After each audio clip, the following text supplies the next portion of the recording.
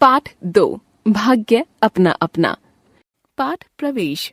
इस संसार में जो ईमानदार और मेहनती हैं, उनके पास जो कुछ भी है वे उसी में संतुष्ट हैं। वे ही जीवन में प्रसन्न रह सकते हैं। दूसरी ओर जो दूसरों की खुशी से जलते हैं और कभी भी संतुष्ट नहीं होते, वे सदैव दुखी रहते हैं। ईश्वर भी ऐसे व्यक्तियों का साथ नहीं देता। बहुत साल पहले जापान के एक गांव में 2 किसान पड़ोसी थे। वे दोनों ही गरीब थे और छोटी छोटी झोपड़ियों में पास पास रहते थे।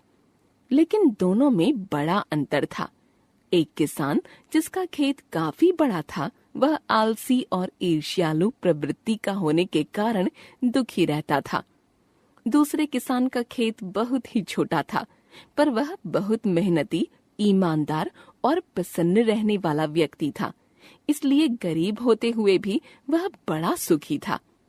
एक बार जब नया साल आने में केवल एक ही दिन रह गया था, तो दोनों ने एक दूसरे को नए वर्ष की शुभकामनाएं देते हुए कहा, नए वर्ष के अगले दिन आप कोई ऐसा सुंदर सपना देखें जो आगे जाकर आपके जीवन को सुखी बना दे।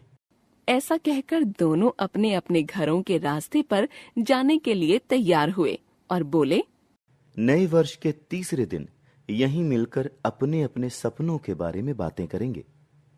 नया साल आया और दोनों पड़ोसियों ने अपने अपने तरीके से उसे मनाया। वे पूरी रात जागते रहे और सुबह नए वर्ष का पहला उगता सूरज देखने के बाद गहरी नींद में सो गए। इस नींद में दोनों ने ही सपने देखे। वायदे के मुताबिक दोनों पड़ोसी तीसरे दिन सड़क के उसी किनारे पर मिले। दोनों ही हर्षोल्लास से परिपूर्ण थे। हाँ, मैंने एक सपना देखा। और तुमने भी कोई सपना देखा है क्या? दोनों ने एक दूसरे से पूछा। पहले बड़े खेत वाला पड़ोसी बोला, मैंने सपना देखा कि मेरा भाग्योदय होने वाला है और यह भाग्योदय धरती से होगा। अब तुम बताओ, तुमने सपने में क्या देखा? छोटे खेत वाला पड़ोसी बोला, हाँ, मैंने भी यही देखा कि मेरा भाग्योदय होगा, लेकिन वह धरती से नहीं, स्वर्ग से होगा। दोनों ने एक दूसरे के सपनों को अच्छा बताते हुए विदा ली और अपने अपने घर चले गए। कुछ दिनों बाद मौसम में कुछ गर्मी आ गई और बर्फ पड़नी बंद हो गई। आज तो सूरज भी पूरा निकला था। छोटे खेत वाले किसान ने सोचा कि अब खेत में काम करना शुरू कर देना चाहिए। वह जानता था कि अपना हाथ जगन्नाथ। नए साल को शुरू हुए भी कई दिन बीत चुके थे। आलस करने से काम नहीं चलेगा, ऐसा सोचकर वह अपने खेत में जाकर काम करने लगा। काम करते करते दोपहर हो गई कि तभी उसका फावड़ा किसी पत्थर से जा टकराया। उसे बड़ा आश्चर्य हुआ। उसने सोचा कि अब यदि यह पत्थर यहाँ आ ही गया है तो इसे उठाकर बाहर कर देना चाहिए। उसने जोर लगाकर उस पत्थर को वहां से हटा दिया। लेकिन यह क्या, पत्थर हटते ही उसने देखा कि उसके नीचे एक कलश दबा हुआ है जिसमें सोने के सिक्के भरे हुए हैं। एक बारगी उसका चेहरा खिल उठा कि उसे इतना धन प्राप्त हो गया है। पर तभी उसे अपने पड़ोसी के सपने का ख्याल हो आया, जिसने कहा था कि उसका भाग्योदय तो धरती से होगा। इस ईमानदार और भले किसान ने सोचा, हो न हो यह धन मेरे पड़ोसी के लिए ही होगा। गलती से मेरे खेत में आ गया है, इसलिए सपने के अनुसार इस पर मेरा नहीं, पड़ोसी का ही हक है।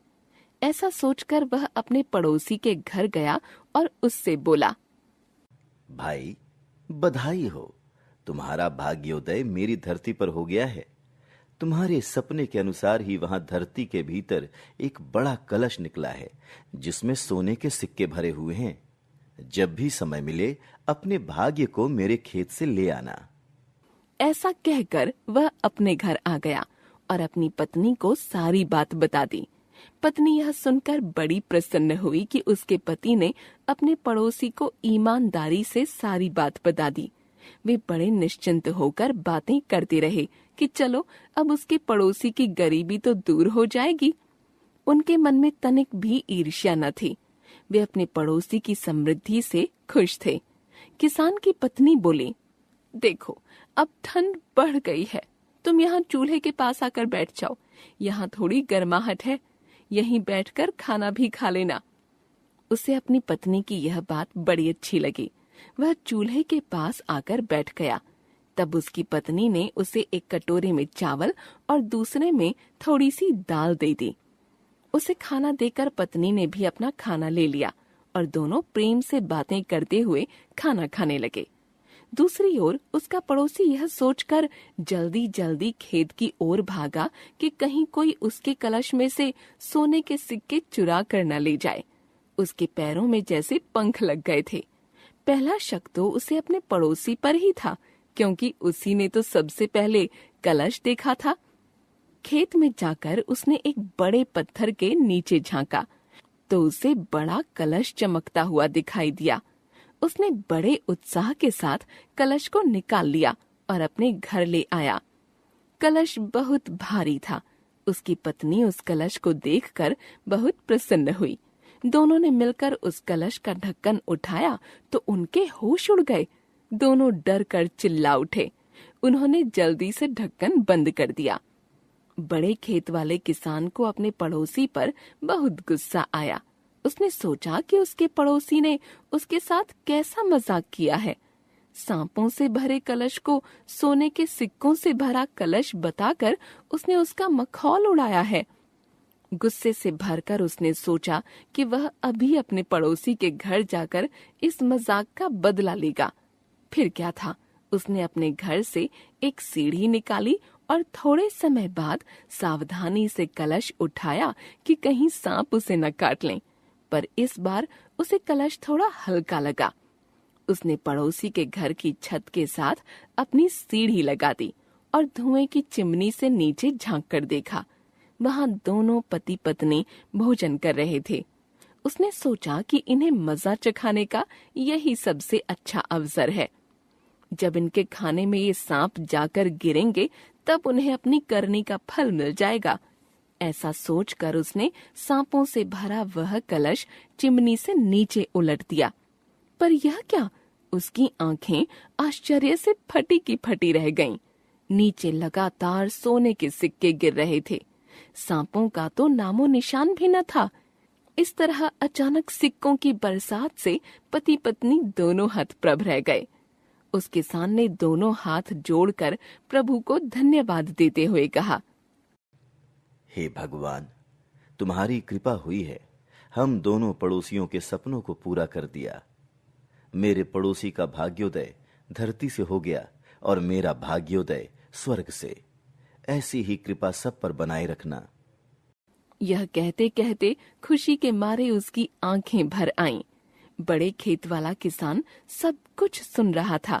उसने चिमनी से नीचे झांकते हुए सोचा, संभवतः कुछ सांप खेत से निकलकर उस कलश में चले गए होंगे, पर बाद में निकल भागे होंगे। वह समझ चुका था कि यह तो उसकी ईर्ष्या की सजा है जो नए साल के देवता तोशीगामी ने उसे दी है। लेखक डॉक्टर सुरेश ऋतुपर्ण। जापानी कथा का अनुवाद।